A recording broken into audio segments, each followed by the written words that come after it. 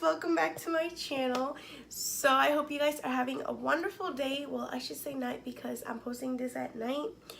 And as I posted on my Instagram, I asked you guys if you guys would like if I did the 31 days of Halloween. You guys said yes.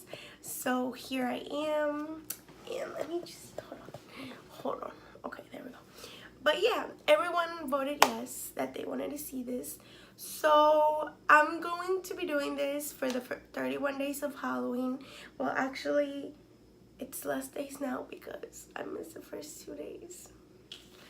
But yeah, I hope you guys like these videos. And I'm going to be doing like scary stories, unsolved mysteries, and like all these other types of videos. So if you guys want to continue to watch those, don't forget to subscribe. And well, let's get on with today's video because I have nothing more to say. 3, 2. I know, you see, somehow the world will change for me and be so wonderful.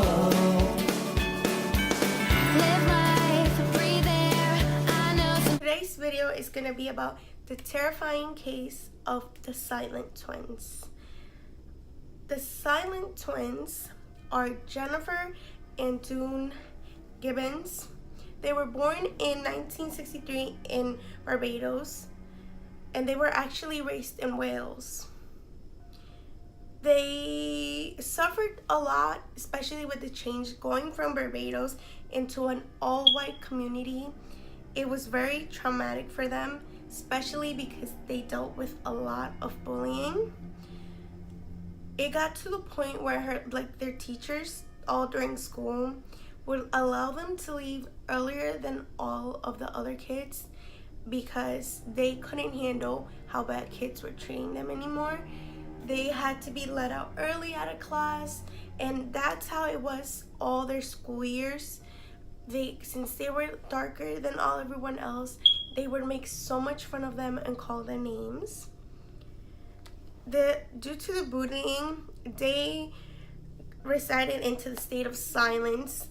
They would only communicate with each other. They wouldn't talk to anyone, any other students, any other kids, no one. It got to the point where they would make their own language. They decided to create their own language. And when it was translated later on, people realized it was just a fast version of English, how they would communicate. And while they were talking, nobody understood what they were saying. It was just for them to understand. It sounded like birds chirping. Nobody knew what they were saying, and not even the teachers. They wouldn't talk to any of the teachers, anyone. It was just them two. It got worse when they started becoming isolating, and it was very, very unhealthy for them. They couldn't be around anyone. It was just them, and no one else. Sorry, my chest started hurting. When they actually were asked about it, they said it first started off like a game between them, which eventually got stronger and stronger and stronger and led on until what became their own language. At the age of 14, teachers thought it was better to separate them to see how they would communicate with other kids, and they were like, oh, if they're not together, they're gonna try to make new friends and become more stable with the teachers and the other students. But this actually didn't work. It made it so much worse. The girls were more isolated. They would legit get home and not even talk to their parents. They would go straight to their room and lock themselves in their room and not talk to anyone at all. And they went into poetry, writing, and all that. That was their main thing, where they let out everything they felt. One Christmas, they were given a red leather journal for them to write whatever they wanted into, and they could all write like their poetry, everything they wanted.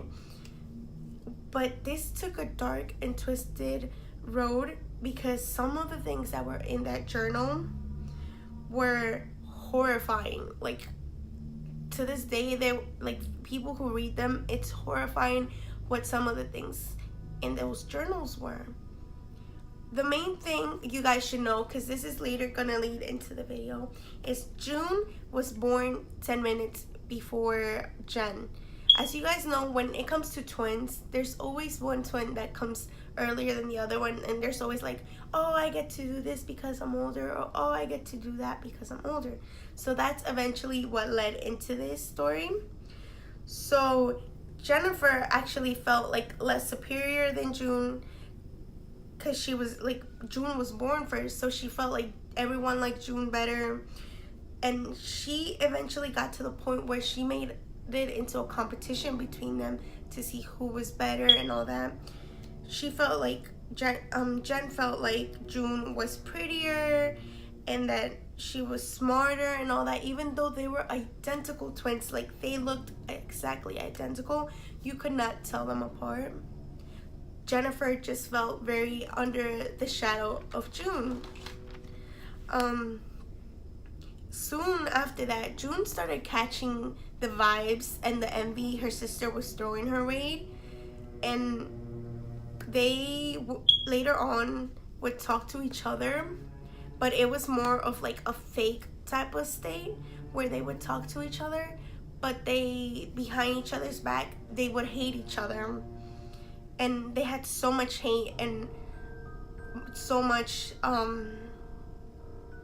envy towards one another. This was like all just very freaky because like, this is your blood, your sibling, and they eventually got to the point where they started hating each other. And then there's a piece from June's diary that I actually found while doing this research, and I wrote it down and I have it like right here in front of me, so I'm gonna read it to you guys. So this is from June's diary. It says, she wants us to be equal. There is a murderous gleam in her eyes. Dear Lord, I am scared of her. She is not normal. Someone is driving her insane. It's me. So the whole time, June is sitting here like feeling what Jen is throwing her way, and she feels what's going on, but Jen isn't trying to communicate with June. And then out of Jen's diary, this is what I found. It says, we have become fatal enemies in each other's eyes. We feel the irritating, deadly rays come out of our bodies, stinging each other's skin. I say to myself, can I get rid of my own shadow? Impossible or not impossible? Without my shadow, would I die? Without my shadow, would I gain life? Be free or left to die? Without my shadow, which I identify with the face of misery. Deception, murder. Like, the whole time, she was over here planning on a way to get rid of her sister, but at the same time, since they had been through so much, she's like, should I or would I lose myself if I get rid of her? Like, she was confused. She didn't know. And this was a really, really unhealthy relationship between the two. And not only were they like locking themselves in their room, but they deep down had so much resentment to one another. They felt like they were both living, but if they were both living, life wasn't okay. Like, it had to be one of them, or life was never gonna be fine between the two of them, which this ends up being deadly for one of them. Later on, eventually the girls like turned into writing. They wrote down everything they could. They wanted to get like known, put out there for their writing. They would write poems, they would write plays, everything. They wanted people to recognize them for everything they were writing, and they wanted so much attention, but they weren't giving the attention they wanted for everything they were doing. So they were like, what's going on? So then at the age of 18, they lost their virginity to American boys. And after a while, after that, the boys left them. So they gave themselves to someone because they thought that person like loved them. And eventually that person ended up leaving. So that plus the writing not getting any, like, not getting known for their writing or anything, just completely boiled up inside of them. And they started committing petty crimes. They started with each other by choking each other, trying to drown each other, trying to find ways so people would like notice them, and they would steal, they would do everything they could, but nothing was working. So they eventually led into actually burning down buildings. Due to the burning down buildings, they were actually sent to court. And when they went to court, the court decided that both of them were mentally unstable. So they weren't charged with anything, but they had to go to a mental institution, and they were sent to a high guarded, I forgot the word, but yeah, mental institution, high security mental institution. And at the institution, so they wouldn't plan anything or anything. They were actually placed on separate sides. So Jen was on one side, and then June was way on the other side. They couldn't communicate. They couldn't see each other, anything. And then eventually the nurses started seeing weird things happening with the both of them, like weird actions they were doing, weird things that were happening. Like sometimes they would notice both of them would be laying down like in the same position, like the fetal position, and there was no way they could see each other for them to know what one was doing and what the other one was doing, and like that. So the nurses found that really odd, and they were like, they couldn't explain to each other how they were doing these things at the same time. Guys, I'm home alone, by the way. This is like, but and then it got to the point where one would starve and the other one would just binge eat like a lot and eat and eat. Then the next day it would be on the opposite. They would switch roles. The one would not eat at all, and the other one would just stuff herself. And they would cause like pain on themselves just to get attention. Like they would hurt themselves on purpose. They would do everything they did. It was so much abnormal behavior between the two of them. Soon later on, since they at the institution, they realized they weren't as bad anymore. They were like, we need like the space for other patients. So they were then sent to a less secured institution, and the like max security was really low at this time. They didn't need the max security, so they sent them over. There was actually a journalist that actually made friends with them at that point. Marjorie Wells, I just murdered her name, but Marjorie Wells actually became friends with them because she wanted to learn more about them, more about their lives, more about why they were doing what they were doing and everything. And she would go visit them, she would talk to them, try to get them to explain to her why they did what they did. One day, around a cup of tea, Jen actually said to Marjorie, I'm going to have to die. When Jen said that to Marjorie, she asked her why, like, you're too young, you're beautiful, why are you feeling this way? Why do you feel like you have to die? And Jen's chilling response was, because we decided. They thought that if one of them lived, their lives would be better, because it was either one of them lived and lives were better, or both of them lived but life was never gonna be okay for them. So for them to have a normal life, one of them had to die. And they felt like the world together was never normal for them. So they didn't want to be together even though they were twins. They didn't want to be close to each other or anything. While all this happened, a few days after that interview, on March 1993, they got transferred one more time to another place. And then on the way there, Jen was unresponsive. And later on that day, she was pronounced dead.